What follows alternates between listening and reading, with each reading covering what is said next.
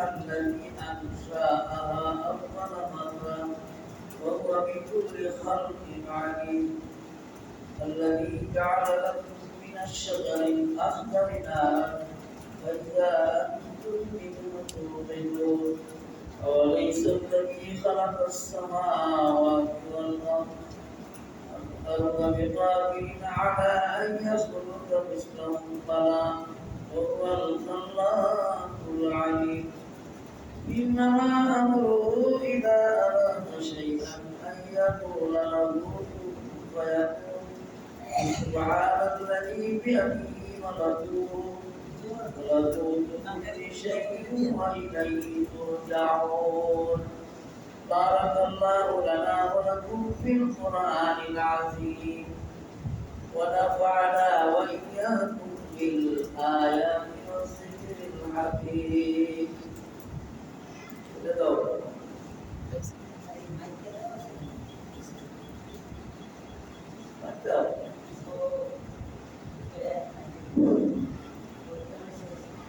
Allah berdoa syukur ini আমাদেরকে মাহ রমজান শরীফের 22 সূরা ইয়াসিনের শেষ তিন আয়াত আজকে সূরা ইয়াসিন খতম সূরা আলোচনার পর্যালোচনা শোনার সুযোগ এনার করছেন এই জন্য শুকরিয়া আদায় করি আলহামদুলিল্লাহ আলহামদুলিল্লাহ আর জন্য বলি আলহামদুলিল্লাহ আলহামদুলিল্লাহ আল্লাহ তাবারক ওয়া তাআলা বলে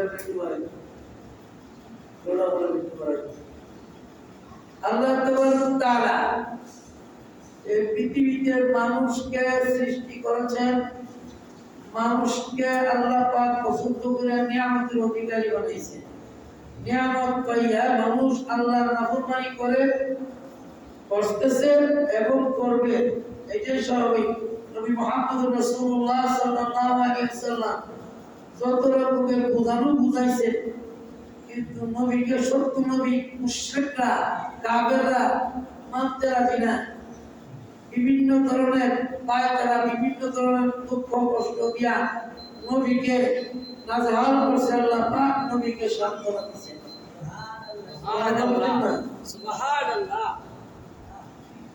কারণ ইনি হইল দুই পায়া জানোয়ার চার পায়া জানোয়ার যেরকম ভাবে কোনো হিতাহিত জ্ঞান থাকে না ঠিক দুই পায়া জানোয়ার যেটি ছিল সেটি মহানবী মুহাম্মদ রাসূলুল্লাহ সাল্লাল্লাহু আলাইহি ওয়াসাল্লাম মক্কা শরীফে ওনাকে কষ্ট দিয়েছেন কথার দ্বারা কাজের দ্বারা কিয়ামত পর্যন্ত এই গাছওয়ালা মানুষ এই রক্তওয়ালা মানুষ থাকবে কথার দ্বারা মানুষকে কষ্ট দিবে আছে না নাই এটা কাফের মুশরিকদের খাসিয়ত খাসিয়ত কাফের মুশরিকদের খাসিয়ত কাফের মুশরিকরা যেরকম মুমিন মুসলমানকে দেখতে পারে না ভালোবাসে না পাশাপাশি ইন্ডিয়ার হিন্দুরা আর ইন্ডিয়ার মুসলমান বিপরীতে গেলে সোসি এছাড়া বুঝি অল্প জানাইছে একটু ভালো আপনি একটু বেজার আল্লাহ বলেন যত মূর্তি পূজা করো না কেন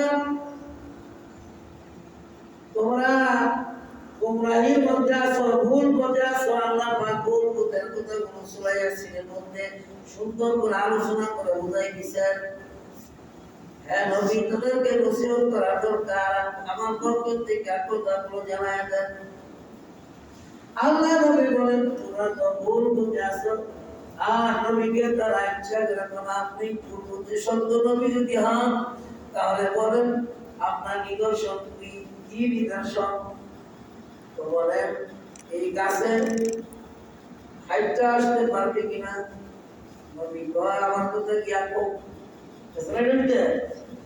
আল্লাহ নবীর কথা তো কি বলছেন আল্লাহ নবী বলছেন তুমি যাওয়ার জন্য ওই গাছ সাথে সাথে মানুষের মতো হাইটটা গিয়ে নবীকে সালাম দেয়া আসসালামু আলাইকা ইয়া রাসূলুল্লাহ কেন ডাকলেন বলেন সাবর না দিকা পয়লা যাবো এরপরও আল্লাহ পাক বলতেছেন তোমরা যত রকমের কষ্ট দিতেছ আমার পুস্তকে হে নবী তাদেরকে জানায় দেয়, কিন্তু তারাই ভুল পথের মধ্যে আছে। আপনি সত্য নবী, সত্য পথের মধ্যে আছেন, সত্য কথা বলেন। তারা যদি এটা চিন্তা করতো তাদের সৃষ্টি, তাহলে তারা পরকালকে অস্বীকার করতো না, কিয়ামতের দিবসকে অস্বীকার করতো না। পুনরায় যে জীবিত করবেন সেটা অস্বীকার করার কোনো কিছু নাই। তারা কি বইলা গেছে তাদের জন্ম প্রণালী, কিভাবে তাদেরকে আমি দুনিয়াতে পাঠাইছি। মা বাবার মাধ্যমে, মা বাবার মাধ্যমে দুনিয়ার মধ্যে আসছে, কিন্তু অভুত, কিন্তু তার কোনো বুধ শক্তি ছিল না, গায়ে শক্তি ছিল না, কথা বলার শক্তি ছিল না, খাইতে পারতো না। তার মা বাবার কারণে তাকে লালন পালন করাইয়া তাকে বুধ শক্তি, কথা শক্তি, বাক শক্তি, জনবল, অর্থবল সব কিছু আমি আল্লাহ দিলাম। দেওয়ার পরে আমাকে যেরকম ভাবে ভুলে গেল, তার মা বাবাকেও সেই না ফরমান ভুলে রইল। ঠিক না? এরকম আছে। আপনি যদি আপনার মা বাবাকে কষ্ট দেন, আপনাকে কষ্ট দিবে 100%। তো আল্লাহ পাক এই কথাগুলি কেন বললেন? তো বুনিয়ারা সত্য মুখের দিকে আগে। এরপরে আল্লাহ পাক আরেকটা বিষয় দিচ্ছেন যে তোমরা কত উপকার তোমরা পাইতেছ, আমি আল্লাহ তোমাদেরকে উপকার ব্যবস্থা করছি। সবুজ গাছ থেকে তোমাদেরকে আগুনের ব্যবস্থা করছি। লাগছেন না? হযরত আব্দুল্লাহ ইবনে আব্বাস রাদিয়াল্লাহু তাআলা আনহু হইতে বর্ণিত, মক্কা শরীফ দুইটা গাছ আছে, ওই দুইটা গাছের ভিতরে পানি, এটা মিসওয়াকের কাঠ, কিন্তু আল্লাহ পাক এটাকে রোদ্রের দ্বারা শুকাইলে এটার দ্বারা এমন মাংস উপকার পাইতো, দুইটা লাগায় বসা দিলে আগুন জ্বলতো। সুবহানাল্লাহ বলেন। পাত্র পাত্রী বসা দিলে আগুন জ্বলতো, ঠিক না? আল্লাহ বলেন সেই পুত্র আমার পানি ওলা গাছ থেকে, যেই গাছটা ভিতরে সুদা পানি, এই পানির ভিতরে আমি আল্লাহ কিভাবে আগুন লুকায়িত রাখছি। এই গাছ দুইটা হাতের যখন বসা দিবা, যেরকম আগুন বলে আগুন দিয়া পাক কইরা তোমরা খাও। এই নিয়ামতের অধিকারী আমি আল্লাহ তোমাদেরকে দিলাম। আমি আল্লাহ সেই আগুনকে তৈরি করলাম তোমাদের উপকারের জন্য। কেন কইলা রইলা? কেন নাফরমানি করো? কার কথা শুনে নাফরমানি করো? কিন্তু একদিন তো আমার কাছে তোমরা চলে আসতে হবে। চলে আসেন, শেষ কথা রইল না।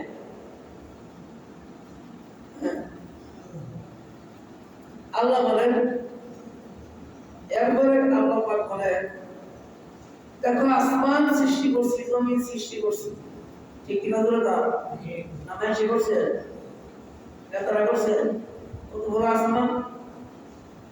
আল্লাহ পাক নিজে বলেন, আমি আসমান সৃষ্টি করছি, দেওয়া একটা ঘোড়া নাই। আসমানের মধ্যে একটা বিড়াল নাই। আসমান থেকে পানি বর্ষণ হইলে জমিন উজ্জীবিত হয়, মরা জমিন জাতা হয়। ঠিক তদ্রুপ জাতা জমিন থেকে আমাদের ফল মূল শস্যগুলি আমি কি করি? উঠাই, তোমরা সেখান থেকে খাও। এই নিয়ামত খায়াও আমাকে ভুলে গেলে। আল্লাহ বলেন, আসমান জমিন আমি সৃষ্টি করেছি। আসমান জমিনের কোন বিশালত্ব সৃষ্টি করতে পারে? আমি রব্বুল আলামিন ছাড়া দ্বিতীয় আর কেউ নাই। আমাকে রব বলে স্বীকার করো। যদি রব বলে স্বীকার করে নাফরমানি ছেড়ে দিয়া তওবা করো, তাহলে অতীতের জিন্দেগি সমস্ত সব কিছু আমি মাফ করে তোমাদেরকে নিষ্পাপ বানায় দেব। তোমরা মনে করো না এত কিছু সৃষ্টি আমি আল্লাহ পাক করতে সরঞ্জাম দিলাম। ফ্যাক্টরির মধ্যে কোনো কিছু যদি সৃষ্টি পয়দা করে বানায়, লাগে। আল্লাহ বলেন আমি যদি বলি হ তারপরে হয়ে যা। সুবহানাল্লাহ। দুনিয়ার আসমান বলছি হয়ে গেছে, আবার গোটা পৃথিবীর সব কিছুকে আমি বলবো সব ধ্বংস হয়ে যাবে, নিমিষে ধ্বংস হয়ে যাবে। এরপর আল্লাহ পাক ইসরাফিল আলাইহিস সালাতু ওয়াস সালামকে নির্ধারণ ইন্টা শক্তিবের শিক্ষা লাগাইয়া ইসরাফিল অপেক্ষা করতেছে তখন আল্লাহর হুকুম আসবে। আল্লাহর হুকুম আসতে দেরি হবে, ইসরাফিল আলাইহিস সালাতু ওয়াস সালাম শিক্ষা করতে দেরি নাই। সুবহানাল্লাহ। এই শিক্ষা ফুক দেওয়ার কথা আপনার এখানে গেছে কয়টা বিষয় গেছে? এক নম্বর তাওহীদ রাসালাত, দুই নম্বর আল্লাহ কত বড় পুত্র বলা, সেই শক্তির কথা এই সূরা ইয়াসিনের মধ্যে আলোচনা হচ্ছে। এবং আসমান এবং জমিনের আলোচনা হচ্ছে, সাগরের আলোচনা হচ্ছে, নিয়ামতের আলোচনা হচ্ছে, জান্নাতি মানুষ জান্নাতীদের অবস্থা কি হবে সেটার আলোচনা, জাহান্নামীদের অবস্থা সম্পর্কে আলোচনা হচ্ছে। এমনকি আল্লাহ পাক সমস্ত নিয়ামতের কথাগুলো, সেই সমস্ত নিয়ামতগুলি আমরা ভোগ করি, সেই সমস্ত নিয়ামতগুলি একমাত্র আল্লাহ পাক আমাদের জন্য নির্ধারিত করে বানাইছে, এমনি এমনি হয় না। যারা বলে এমনি এমনি, নাস্তিকরা বলে এমনি এমনি হয়, আল্লাহ বিশ্বাস করে না, রাসূল বিশ্বাস করে না, পরকাল বিশ্বাস করে না যারা, তারা হইল নাস্তিক, তারা হইল গোমরাহ, তারা হইল নাফরমান। আল্লাহ বলেন এই সমস্ত নাফরমানের কারণে আমি দুনিয়ার মধ্যে আযাব ও গজব একটার পরে একটা দিতে থাকি। যেই জাতি বেশি বেশি মিথ্যা কথা বলে, যেই জাতি বেশি বেশি প্রতারণা করে, যেই জাতি বেশি বেশি মানুষকে ঠগায়, যেই জাতি মানুষের গালিগালাজ করে, যেই জাতি সুদ খায়, যেই জাতি ঘুষ খায়, যেই জাতি মানুষের অত্যাচার নিপীড়ন করে, সেই জাতি জিনা ব্যভিচারে লিপ্ত, ওই জাতির উপরে আল্লাহর পক্ষ থেকে গজব আযাব আসে। এর মধ্যে একটা গজব হইল বৃষ্টি বন্ধ করে দেওয়া, বৃষ্টি হয় না। আল্লাহ বলেন তওবা না করা পর্যন্ত বৃষ্টি হবে না। বৃষ্টি যদি না হয় সব কিছু মরা, ঠিকই হবে তো। মাটি যেরকম ময়লা যায়, গাছপালাও শুকায় যায়, মানুষের অন্তর শুকায় না। মানুষ পানি ছাড়া বাঁচতে পারে না, মানুষ পানি ছাড়া পানি না হইল জীবন। মানুষ যেরকম পানি ছাড়া বাঁচতে পারে না, ঠিক জমিনের মধ্যে যত গাছপালা গুলি আছে সমস্ত গাছপালা পানি ছাড়া উৎপন্ন হয় না। আর গাছপালা উৎপন্ন না হইলে খাবার নিয়ামতগুলি উৎপন্ন হয় না। কত গাছ নিয়ামত আল্লাহ পাক আমার জন্য তৈরি করছে। কাঁঠালের দিনে কাঁঠাল, নারকেলের দিনে নারকেল, আমের দিনে আম, এক একটা শাক এক একটা, আঙ্গুরের দিনে আঙ্গুর, আনারের দিনে আনার, তরমুজের দিনে তরমুজ। ঠিক না না? এটা কি মানুষ বানাইছে? এটা মানুষ বানাইছে নাকি? জোরে কাটা বানাইছে? বক্তা দিতে অসুবিধা কি? নাফরমান যারা তারা কথা বলে না, আল্লাহ বলে না।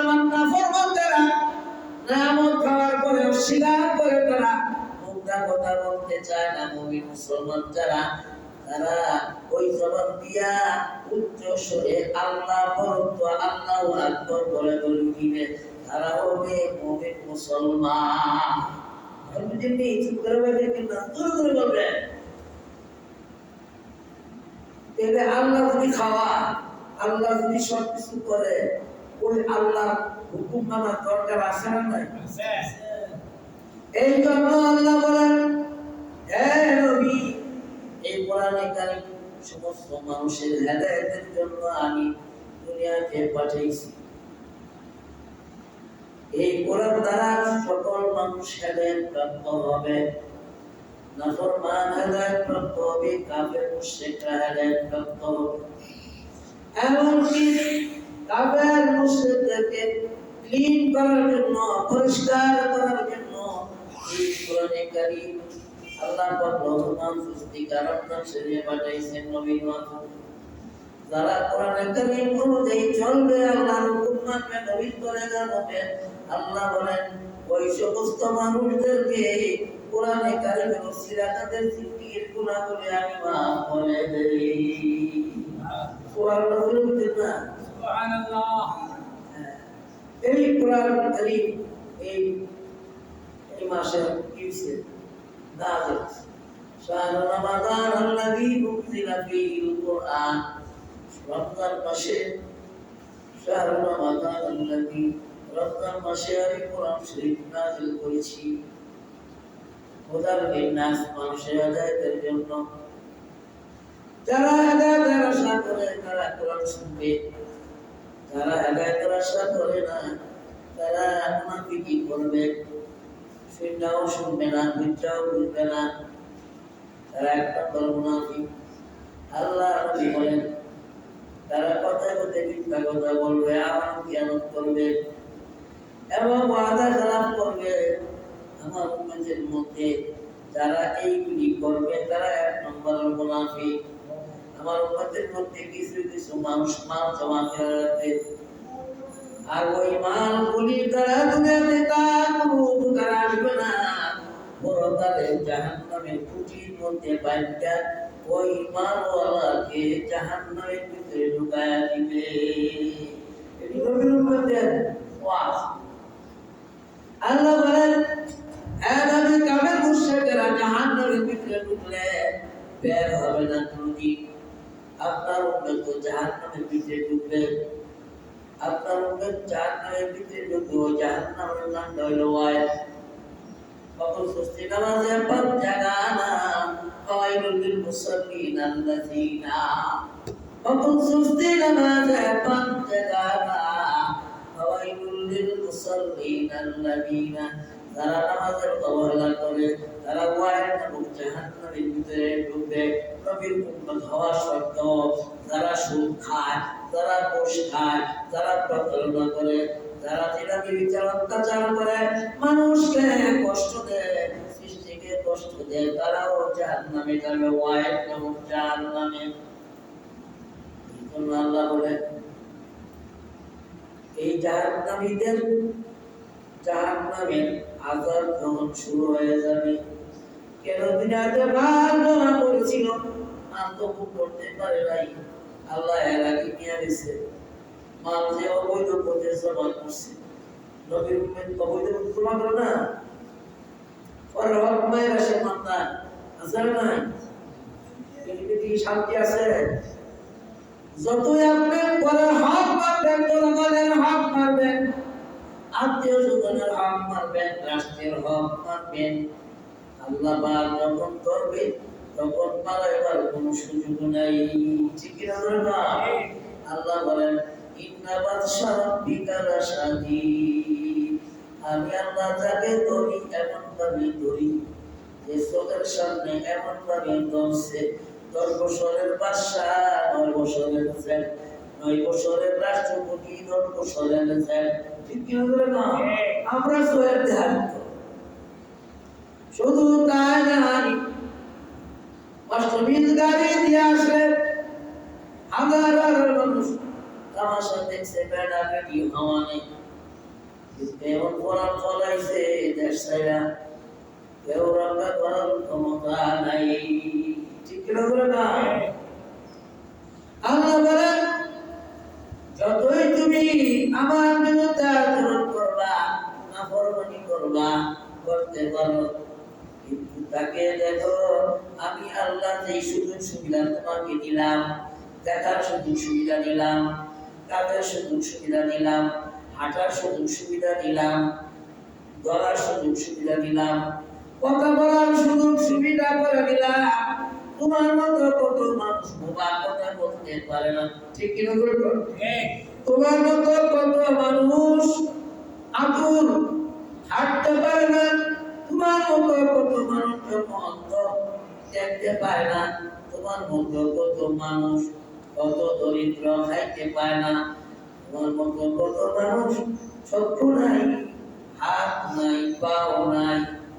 এই নিয়ামত তোমাকে আমি দিলাম, তুমি সুস্থ অবস্থা আছো, এরপরেও কেন আমার নাফরমানি তুমি করো? এটা আল্লাহর ওয়াজ, কার ওয়াজ? আল্লাহর ওয়াজ। বন্ধুরা আমার, খোলামেলা বৃদ্ধ বিদ্যা হয়েছেন, কে আপনাকে এই বয়সে নিয়ে আসছে? যে আল্লাহ যখন ফুরাইয়া বৃদ্ধ বিদ্যা অবস্থা আপনাকে আনছে, এখন আর কেউ কথা বললো ভালো লাগে না, হাঁটতেও ভালো লাগে না, চলতেও ভালো লাগে না, ঠিক না? চোখেও দেখে না, চোখেও দেখে না। এই লোকটা কে বৃদ্ধ বিদ্যা করে? চিন্তা কি করছেন? চিন্তা নাই, শুধু খাওন আর সকালবেলা বাথরুম করুন। এই দুই কামের ভিতরে আল্লাহ বানাইছে না, আল্লাহ বানাইছে আল্লাহর গোলামি করার জন্য। এই জন্য মহামনীষীরা জান মাল দিয়া আল্লাহকে লাভ করার চেষ্টা করছে। আপনি যতই সালাম করুন, আপনি সালাম না, আপনার মতো বোকায় এই জগতে আর নাই। আপনি যতই মাল আপনার দেন, যতই আপনি মুখ বুঝে রাখেন, যতই আপনি লুকায় রাখেন, কিন্তু আপনি আসলে চালাক না, আপনার মতো বোকা এই জগতে আর নাই। আপনি সারা মার্কিন কাপড়ের ভিতরে ঢুকবেন, যখন আপনাকে লাশ বলা হবে, তখন আপনার নাম করে কেউ ডাকবে না। আপনার সন্তানও একদিন বা দুই দিন আপনার কথা শুনবে, মানবে, কিন্তু এরপরে আপনার খবরও নিবে না। আপনার মতো বেকুব এই জগতে আর নাই। আপনি দেখেন আপনার সন্তান দুনিয়ার থাকতে আপনার নাফরমানি করে কি করে না? এক সন্তানকে যদি বেশি দেন আর সন্তানকে কম দেন তো একটু শুরু হইব আন্দোলন। এক পুঁতে করবো আর পুঁতে কিন্তু তাদের বাইরে, ঠিক কিনা করে এদের সন্তানও জন্ম দিলেন, খাওয়ায়া পারলেন, আবার পিতা করারও প্রভাব আছে এই সন্তানের দ্বারা। আপনার মতো বুকায় জগতে আর নাই। একটু চিন্তা করেন, আপনি তাকে দেখেন আপনার স্ত্রী, যে স্ত্রী আপনার এত আদরে সব কিছু বুঝাই গেছে রাখছেন, মরার আগে দিয়ে আপনার তারা কিচ্ছু দিয়ে গেছেন না। এই স্ত্রী আপনার দোয়া তো পুতুলের কথা বদুয়া দিতে দিতে আপনার লেপ্ট হয়ে আপনি আসল, ঠিক কিনা? আল্লাহ এক কবর ঠেলা করুন, এক কবর ঠেলা করুন, আগুন করুন, নাউজুবিল্লাহ করুন। এজনের মতো দেখি যায় না আপনার হাসিতে। কেন আপনি আল্লাহর নাফরমানি করলেন? আপনি কেন এই বিবিকে ঠকাইলেন? কেন সন্তানকে ঠকাইলেন? যেহেতু আপনি দুনিয়াতে লাঞ্ছিত, পরকালে লাঞ্ছিত। এই জন্য আল্লাহ বলেন আমার কাছে তোমার ফিরে আসতে হবে, বাঁচার কোনো উপায় নাই। সুতরাং এই কোরআনে কারীম যেহেতু আমাদের এই মাসে নাযিল হয়েছে, এই কোরআনের বরকতে আল্লাহ পাক আমাদের জিন্দেগির গুনাহ মাফ করে দিবে। এই যে কথাগুলি শুনলাম, কয়েকটা আয়াতের শুধু অর্থগুলো সামনে রেখে কয়েকটা নসিহত ছিল। এই কথাগুলি বড় দামি আল্লাহর কথা। আল্লাহ বলেন, হ্যাঁ নবী, এত বড় শক্তি আমার, শক্তি টাকা সত্ত্বেও আমাকে ভুলে রইল। তুমি জানিয়া রাখিয়ে দুনিয়াতে বলতে পারে আমি আল্লাহ জাহান্নামের শাস্তির জন্য তার জন্য ব্যবস্থা করে রাখছি। আপনি ঘাবড়াইবেন না, আপনি মনোক্ষুণ্ণ হবেন না, কারণ আপনি যে কয়রা রাখি, তারা যে বলাবলি করে, তারা যে কথা বলে, এটা আমি আল্লাহ জানি, প্রকাশ্যে শুনি। আল্লাহ সান্ত্বনা দেয় নবীকে। এরপরও দাওয়াতের লিগের কথা আল্লাহ পাক বলছেন, আপনি মানুষের ঘরে ঘরে গিয়া বুঝাইতে চাইছে আল্লাহ কথা বুঝান, পরকালের কথা বুঝান। মানুষের ঘরে ঘরে যান, আপনার পরে আপনার সাথীরা যাবে, আপনার সাথীরা সমস্ত জ্ঞান পর্যন্ত এই কাজে তাদের উপরে আমি আল্লাহ ব্যস্ত করলাম। অন্য অন্য নবীর উম্মতের এই কাজ ছিল না, অন্য অন্য নবীর উম্মতে এই কাজ, আপনার উম্মতের কিয়ামত পর্যন্ত এই কাজ ব্যস্ত করলাম।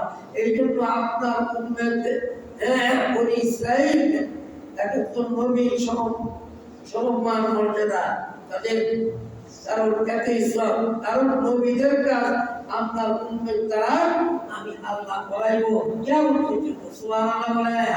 এই জন্য তার তবলীগের কাজগুলো জারি আছে, এই জন্য ওয়াজ মাহফিল জারি আছে, এই জন্য জিকির আজকার জারি, তফসির মাহফিল জারি, মাদ্রাসাগুলি জারি এবং কিয়ামত পর্যন্ত জারি থাকবে।